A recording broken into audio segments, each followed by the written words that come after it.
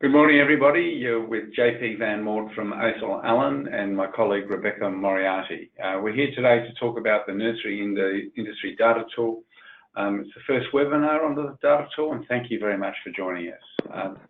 We really need to acknowledge the people who are involved in this project. It's been funded by Hort Innovation through their Nursery Fund, Down to Earth Research, who does the primary data collection with all of you to build the information that goes in there, and of course the industry associations is involved in organising and pulling this important project together.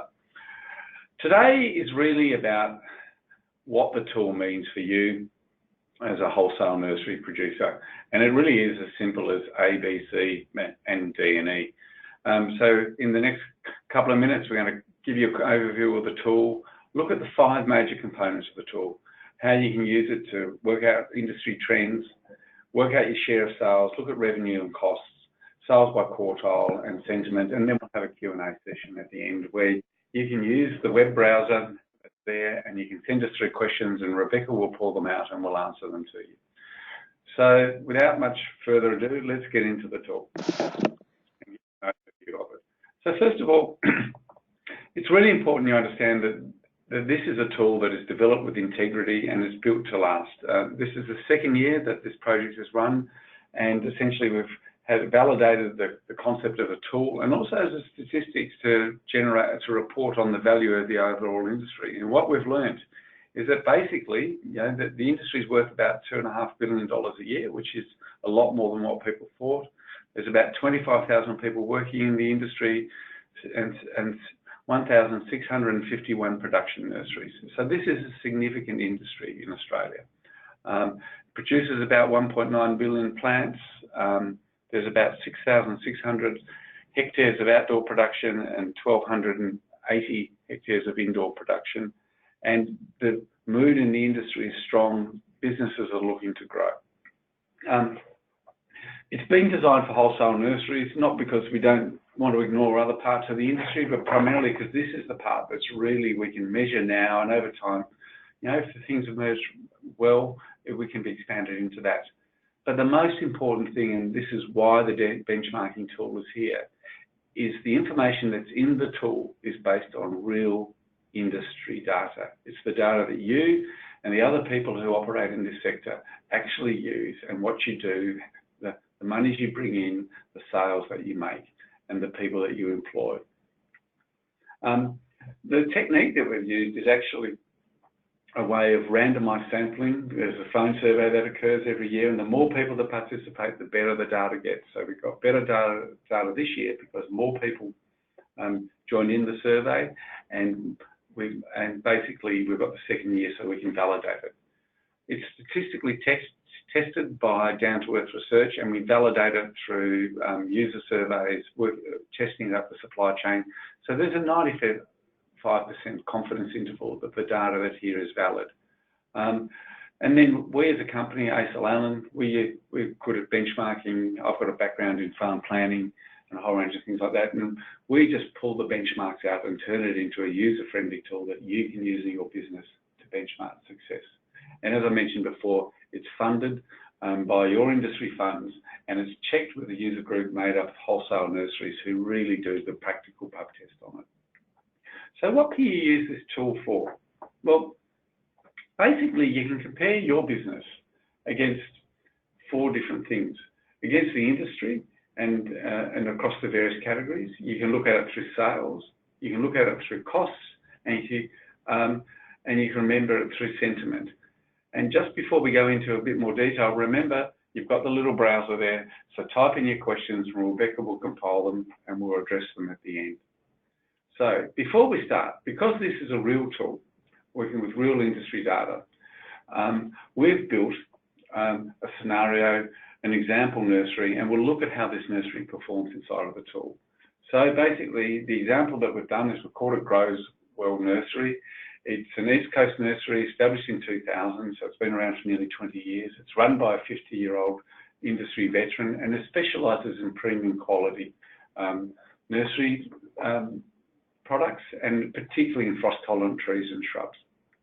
It sells to landscape at 55%, to big box, which, as we all know, is a large category in wholesale nurseries, and as well as some independent retail markets. It turns over about $2 million a year. It's looking to expand, so it's positive about the future. It has 18 staff and an average annual wages bill of $53,000. It spent $30,000 on new infrastructure last year and is positive about the future. So this is the features of an example of a nursery. Yours obviously has its own, but the purpose of this straw man is essentially so you can really see how it works inside of your business. So I think without any further ado, it's time to get into the tool. So here's the tool.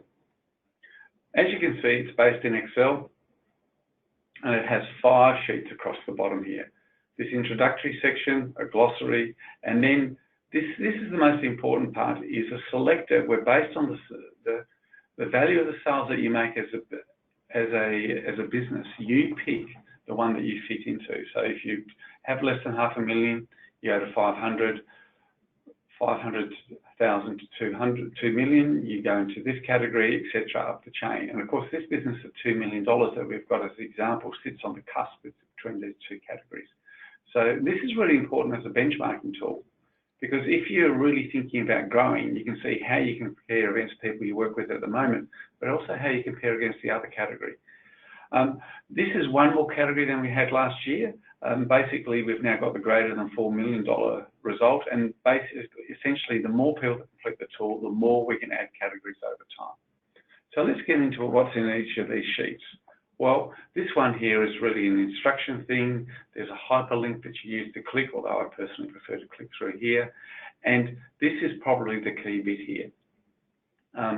Is essentially that throughout, we've changed the tool from last year, where you, instead of putting all the information up front and looking at the results, you basically plug and play as you go. So when you see a green cell, you put in the information, and then the beige, pinkish sort of cells there are the ones that tell you when the numbers that you have put in here are calculated down there.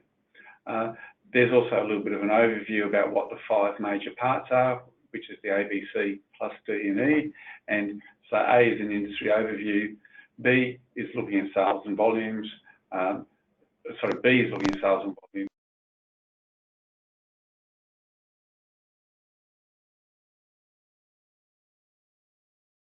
Certainly the testing with last year is the most popular category. People really very interested in, particularly around employee costs. And then we present the benchmarking results in a slightly different way here. And then this is not actually a benchmarking part, but it tells you about where sentiment lies in the industry, and you can actually see where you fit compared to your peers. The glossary section just has a description of all of the words. So if you ever don't know what a word means, you can go back here and look it up. So let's have a look at it. So we're looking at a business, Grow Well, that has $2 million of revenue. So let's go to the $2 million cell. So right at the top here, as you can see, I was playing with it earlier on, we have this A profile section. So on top of it, we say, okay, in this category of $500,000 to $2 million, the value of production is about $694 million. So remember, we said it's about 2.4, 2.5 value of the industry, so a little bit above the quarter.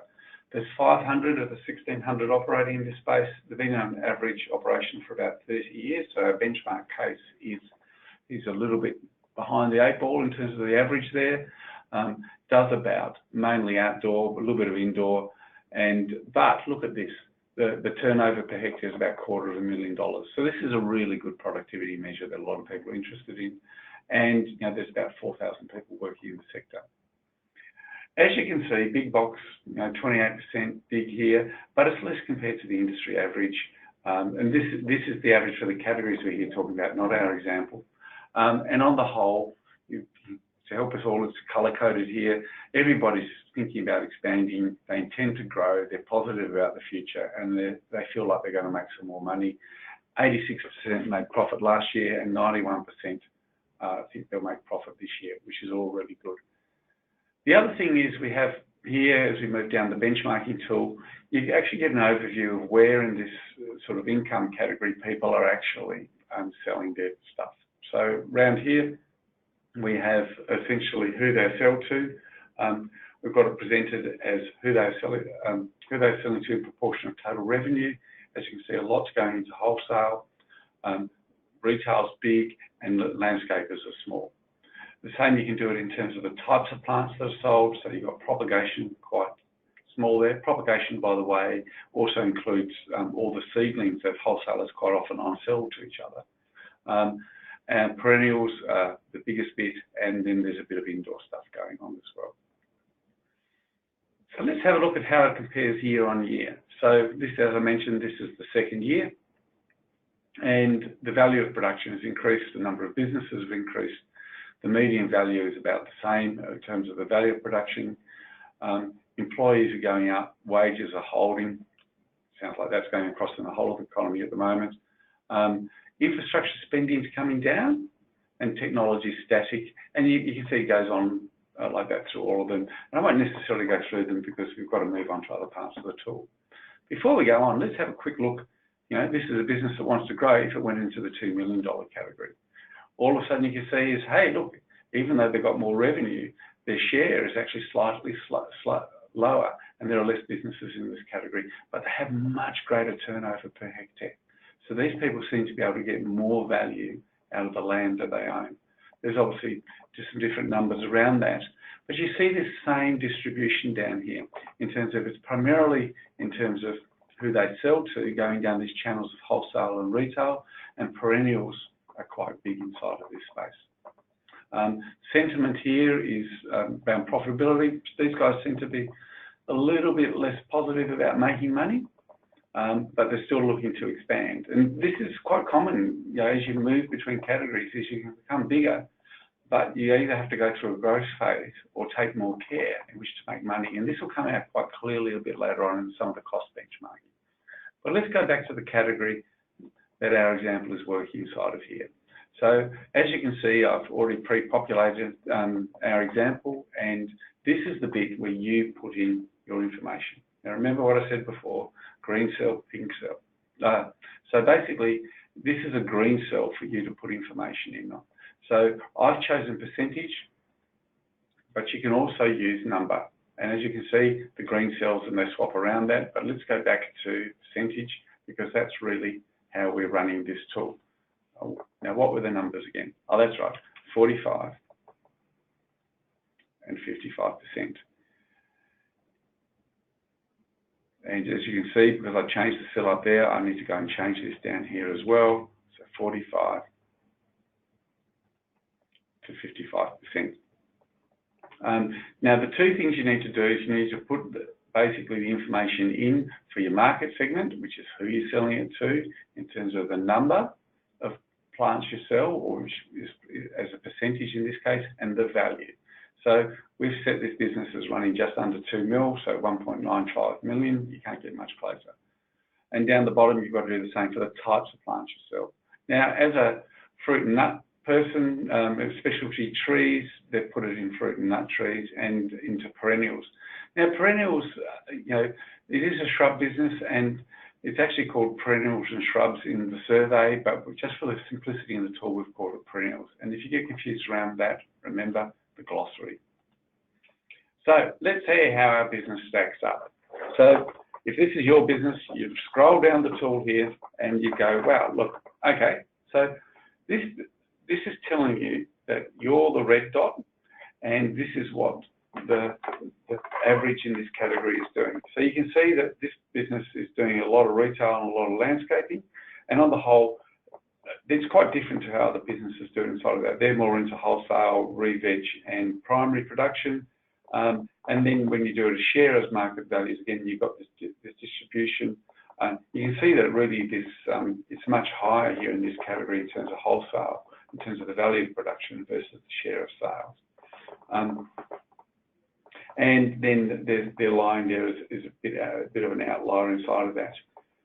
Similarly, if we go and then look at what they actually sell, so these are the types of plants, they're bigger in fruit and nut, really in this category, not people selling a lot of fruit and nuts, but they're only a little bit more than what people were selling to shrubs. So basically anything that's not a fruit and nut tree.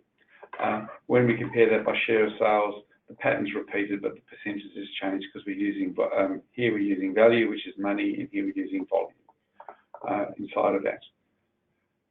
Let's pop over and see what it means in the $2 to $4 million category, because this is where this business is intending to go. As you can see, it's all replicated here. Percentages, green that, you could change these, of course, if you want to use absolute values. And you see that they're an outlier here again, but the values are shifting. Retail is becoming more important, but the distribution isn't that great. But let's really go and check rather than let me quickly glide over that. So you see in this category, wholesale and retail are really important in value. And I'm not going to benchmark all of them just to keep this process moving, but we'll just focus on this one. And then when we go to value, we look up in here and we go, okay, so while the category is changing a bit, the distribution across the types of people they sell to is the same, and our business is a bit of an outlier. When we look at share of sales volume, you know, big here, about 57, they're about the same. We're in the less than $2 million category here, and about 7% in fruit and nuts. So this is their specialty. You say, oh, I want to go into more than 2 mil. You pop into 2 mil, scroll down, and then you go, look, it's starting to change. A little bit more running here in perennials, but they're still sitting above the industry average there. And just to check fruit and nut, and you go, oh, I can't remember. And you go, okay, 12% here, I'm way above what my peers are doing. You go 7%. Okay, this is telling you that people are selling more fruit and nut trees if you go into this new revenue category. So a bit of positioning where you are in the market here. You know, how you compare in terms of who you sell to and what you sell. Quite useful strategically, but isn't really telling you what to do other than who some of your collaborators and competitors might be. It's time to move into a bit more detail. Benchmarking for success, as we know, it's always about revenue and cost. So, as we've mentioned before, the tool's different now. You add the note, you plug and play as you go, and in this case, you've got a calculator here that tells you where you're putting your information. So we've already got the revenue, you repeat that, you put in the employees. So in this case, we have 15 full-time employees and 18 total employees, and a wage cost of $950,000 inside of that, and the business operating cost total of about $1.4 million, so they've got a gross margin of $450,000. The calculator here pulls it down on the number of total employees. So it's 53,000, let's call it, rounded up, of all of the employees. And it doesn't give you by FTE. So what I've done here is I've actually just put this little cell in here and I've calculated it myself. As you can see, that the references are there. And this is what you really should be doing. If you think you want to run other ratios through it, add your own little cells here. It is Excel after all. And just play around and see what it is. But this is where it gets really, really important. So it starts telling you how you stack up against others in terms of where they lie. So red dot again tells you where this business lies. And you look at it in terms of saying, well, how do I stack up in terms of value of production? You know, rather unsurprisingly, they're at the top of the range here. So, you know, they're at the top of the distribution in terms of the quartiles of where they are. And basically, very few businesses produce more in this category than them. But by FTEs in comparison, they're sort of closer to the middle, and they're sitting in this middle value range here. So basically what this is telling you is that while at the top of the category, on the whole, they have got some labour efficiency in their business. But all of a sudden you go, wow, look, I'm really at the top end of my wage cost here, because really very few businesses have more wage costs than I do. And then, but then the wage cost between per employee is sitting about in the middle range. So that tells you, okay, you've got your wage costs are a significant portion of business, but per employee, you seem to be doing all right, and you're sitting in the middle inside of that. Obviously, purely on commercial terms, you want this to go down.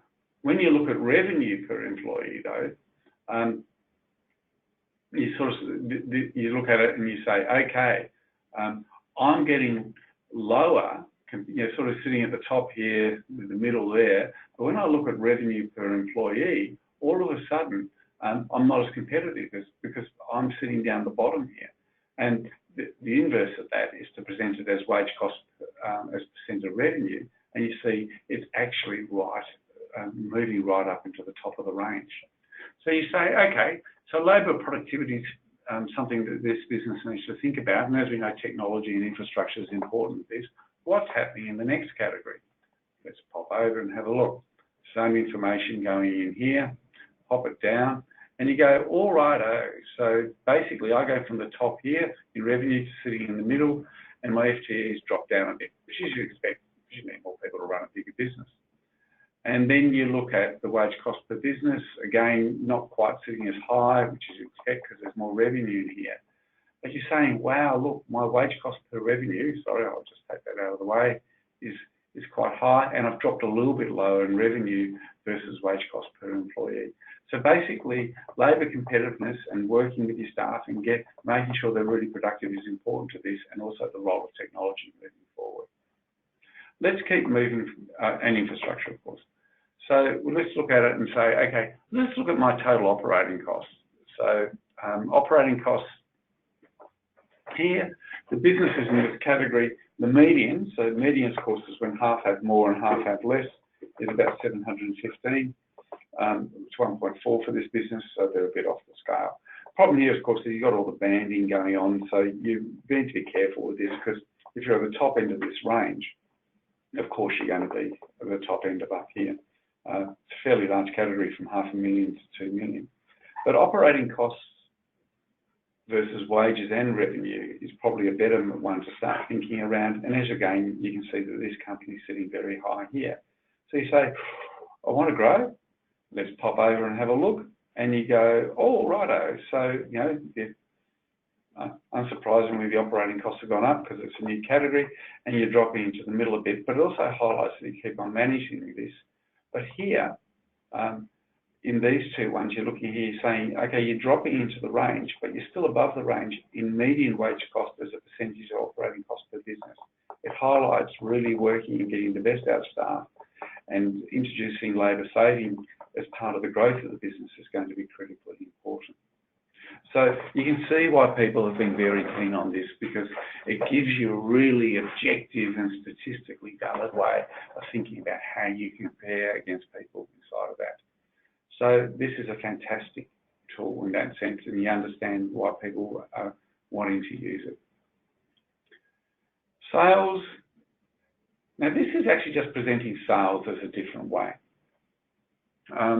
A few tricks here to think about is firstly is basically it's presenting in a different axis, so you've got to switch your mind and just look at it on a horizontal rather than vertical axis as you saw it before, and it's really saying that the percent of plants sold as a unit by market segment. So basically, of all of the stuff that's sold into retail here, what proportion of your people are selling that amount of volume into it? So this one here, on the whole, you see that the median, which is the middle, so 50% more, 50% less, are selling less, looks like about 4%. Oh, look, it pops up there, isn't that cool? And you're selling 40% in there. So this business is quite different. But the people who are at the top end of this range are actually selling 6%. Obviously, the re-veg is big in here, and you can see 47% of people are pumping out a lot of volume through re-veg here, and oops, just click that way out, and you've got the similar sort of thing. So this sort of gets you say, okay, I'm pushing a lot out through this channel, and it's telling you what the top, the middle, and the lower quartiles in this category are doing. So it's just a different way of presenting the same results. Rather than just simply doing it as numbers, you're really thinking about saying, well, if I'm at the top, the middle, or the bottom, how do I really stack up against it? There's no right or wrong in this one. This is really important to state here. It's just telling you how you compare against others. This business has been in place for 20 years. They seem to have carved out a niche. There's nothing wrong. It's just telling you how you stack up and gives you something to think about. This here actually just repeats it, but again, by looking at the types of plants you sold. And again, fruit and nut, got this similar distribution you have there in terms of units sold to the categories. The percentages change, and this business is sitting out on the top.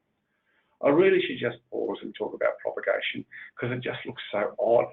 Now, the reason it's odd is primarily because wholesalers sell a lot of plant material to each other, seedlings, and people grow it on and those sort of things. So this is captured in the model.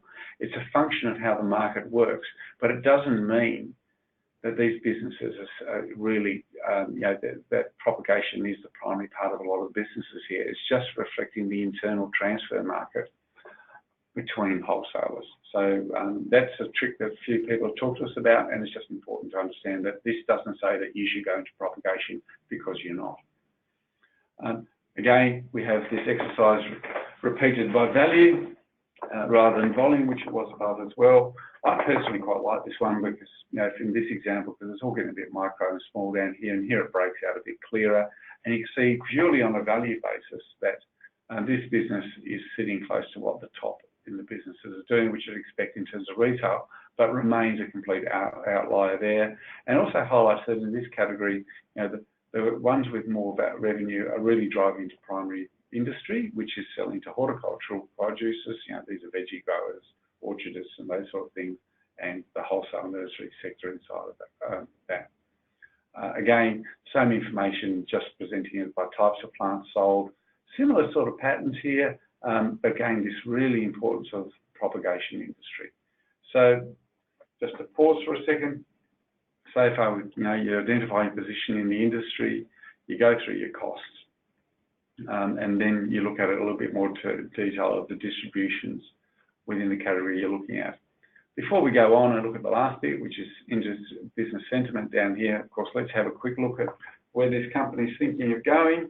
And look, it's a bit of an outlier.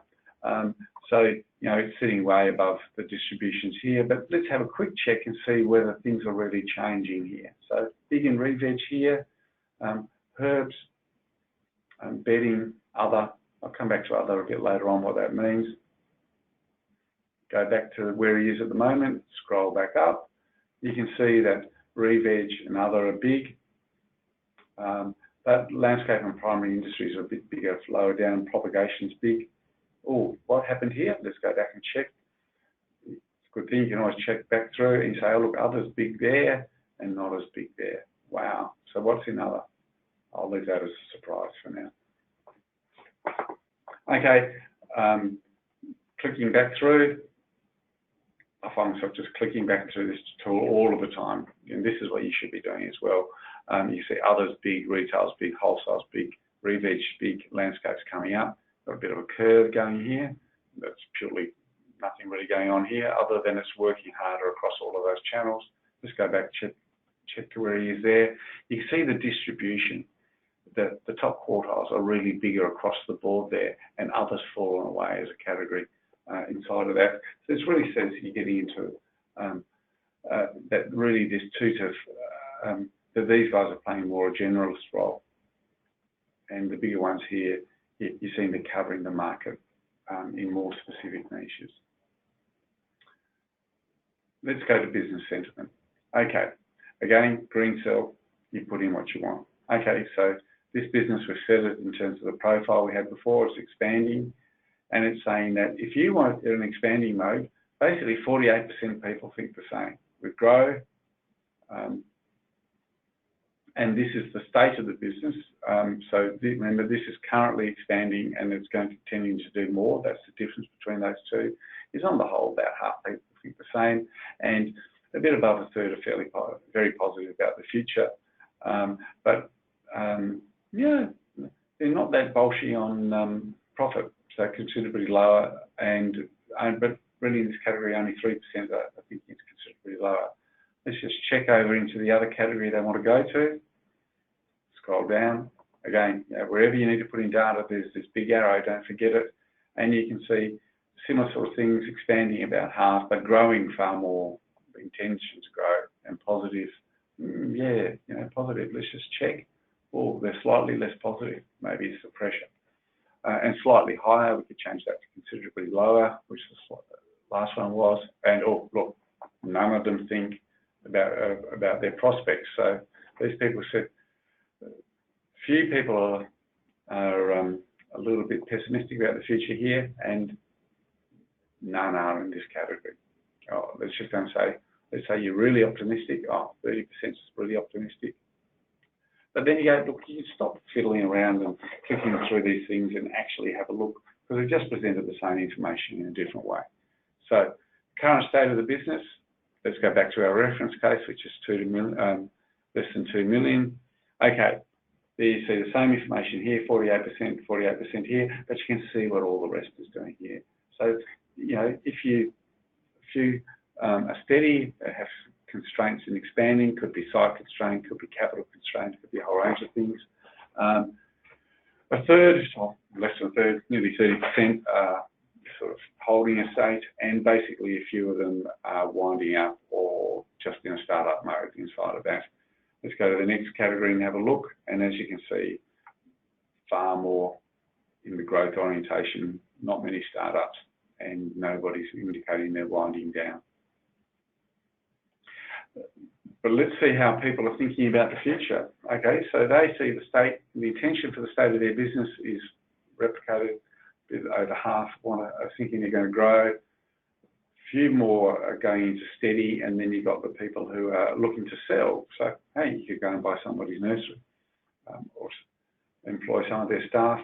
Sell here, yeah, a bit smaller. So these guys seem to be sticking around, and nobody's in close mode. In our reference case, a few of them are moving into close mode. So these are, it also gives you an idea about who you might want to think about talking to, and a whole range of different things that lie around there. But the other question we ask is, how do you feel about profit? You know, you run your business, you've been there for a while. What do you know from your experience about profit into the future? Wow, 20% considerably higher, that's good. And 52% think slightly higher, so that's good. And then you've got distribution into the lower things, check over to the expansion mode. Oh, okay, look, there's a steady state, but considerably higher isn't coming into it. Again, this thing about, you know, being big for big's sake isn't necessarily good. You need to be clear about what success in that space looks like. And then finally, we roll through and say, okay, what's your feeling about the industry? So again, let's just lay out the argument the same way as we did before. So in the 2 million, in the $500,000 to $2 million category, a third are very positive, half are fairly positive. So, yeah, that's nearly 90%, 86%, pretty big, and fairly negative around that, or very negative for a small proportion. And we go into the last one, and as you can see, that the bigger firms in this example are really have a more positive view about the industry. So I'll just pull out of this, and then we'll go to questions and a quick summary. Let's have a look here. So the tool, pick where you are, doesn't really matter. Just for a bit of fun, let's just close out on the last point and see what the bigger people think about the positiveness. And, oh, yeah, look, you know, a third are positive and a whole lot of fairly positive. So these guys seem to be really thinking it's quite good inside of that.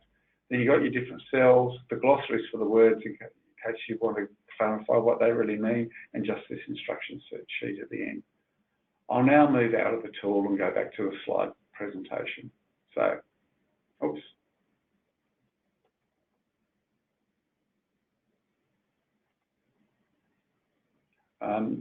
Here's the slide. Just got to move some things out of the way, and oops, off we. Okay, let's see what questions are coming through. Rebecca's just handed me a sheet, and she's pulled some things together, and looks like we've got about half a dozen questions. So let's get into them. Okay. First question: why don't you break big box Bunnings out, as they are a huge part of retail sales? Yeah, look. This is true. Big box is very, very big. And this is a really, really important thing. And we and the reference group and everybody involved in this talked and debated about this in great detail. And what was decided is that the most important thing was to build a tool that people were happy to contribute to the building of the information so it's relevant to you. And there's a lot of sensitivity around the arrangements around big box and a lot of commercial tension. So while we crack it out, there is no point, because we need people and to participate in the survey. And we don't want to release information that people will perceive or actually face commercial risks through the process. So for the integrity of it, and the database is designed in a way that nobody can identify anybody inside of it, and we've got it locked down and there's all the agreements in place, so the information side of it is absolutely safe. We decided just to deal with this as a generic category. So that's the answer to that one. Let's have a look at the next question. Can you please elaborate on what is included in other? Look, I apologise. Yes, I should have told you. I said I told you during the thing. Look, this is really things that where either the categories are too small or actually people don't really know. In terms of the product type, it includes anything not classified as propagation herbs and vegetables, fruit and nut trees, bedding, and colour and indoor. So it includes things such as seeds, bulbs, water plants, and shot seed. So remember, seeds, bulbs, water plants, shot seeds, or people actually didn't know when they completed the survey. Market segment. Okay, in the market segment, other, broad term to include anything not classified as sale to a wholesale production, nursery, landscape, government, primary industries, retail, direct to consumer, and re-veg. In other words, all the categories that are there, we know there are smaller categories. There really wasn't enough information to crack that out and statistically present that in a relevant way or an accurate way. And also, sometimes people didn't even know either as well here, so they just put it in as other. So other is a bit of, or not quite sure, and just the smaller categories of things that aren't captured in the larger ones, and that's why it's there. What do you define as primary industry? Okay. As we saw in the example, Green Life is sold to a lot of commercial horticulture. So this is when it's sold for vegetable seedlings, fruit and nuts trees for orchardists, and all those sort of things. In other words, when people basically produce food and maybe a bit of fodder. Oh, good. There's another question coming in. What type of product have you placed into? What product type have you placed advanced trees and shrubs into? The answer is perennials. As I mentioned before, that when we send out the survey and people ring up and talk to you, that we use a broader description of it, but basically the way we presented it in the database or in the benchmarking tool is with a shorter label. So it's basically in the questionnaire, it's perennials, trees and shrubs, and that's where advanced trees and shrubs go into. I reckon we've got time for one more question, and here it is. How many of the total survey size were propagation seedling, as it seems to be massively skewed in the data in every turnover bracket, especially $4 million? Okay, I mentioned this during the talk, and I also highlighted a point of confusion, so let's address this head on. Propagation. It's basically going to capture a range of product types in the seedling stage. So by definition, it's going to be a larger and broader category. Moreover, this reflects the tendencies of nurseries to sell to other nurseries in the industry, which are also called resellers in the tool. The way it cracks out in the data is really to the nature of the way the market operates there, and the number of people that are on selling seedlings to each other inside of that. So it really is an internal market within the wholesale, between the wholesalers before it actually then is going into the next part of the market. And because the model then is representing that, because you need to know that from your benchmarking point of view, it is actually a very important internal market within wholesalers, but it's not actually the end market as part of that. So I hope those questions have been useful, and again, please send in some emails afterwards. We'll keep going now, but I'll just move on to the final part of the presentation and then we'll close it out. So, firstly, here, this is all you need to know. This is a benchmarking tool. It's for you to use and experiment with, so have a go. You don't need to use the whole tool. We've set it up so you can just use one part, or you can even just look at the information and think about it, which is why I've called, remember, it's as simple as A, B, C plus D and E.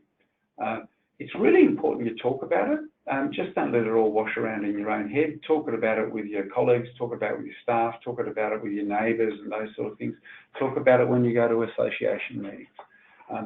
It's part of just building, understanding, accreting the knowledge so that over time it sinks in and you understand what it really means for your business.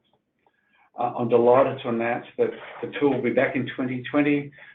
We've already got some fantastic feedback. This tool has already been amended since it was released a couple of weeks ago with new features and more data. And I can't emphasise enough, the more you participate, the better we can make the tool. The new survey will be out in October, so please, if you're contacted, because remember it's a random survey, please take the time because it will really, really help. But even while we wait for next year's tool to be built, we're always looking for feedback. Rebecca is the tool designer and master and keeper of the tool, so send us some feedback. Her email's up there on the screen, and this slide deck will be sent out to all of you afterwards. And again, if we didn't cover off any of the questions you asked, just email them through to Rebecca and we'll send an answer through. So that's it, ladies and gentlemen. I'd like to thank you very much for taking your time. Enjoy the rest of your day, and we look forward to seeing you back in the future for another webinar, and have great success benchmarking yourself with the tool. Good afternoon.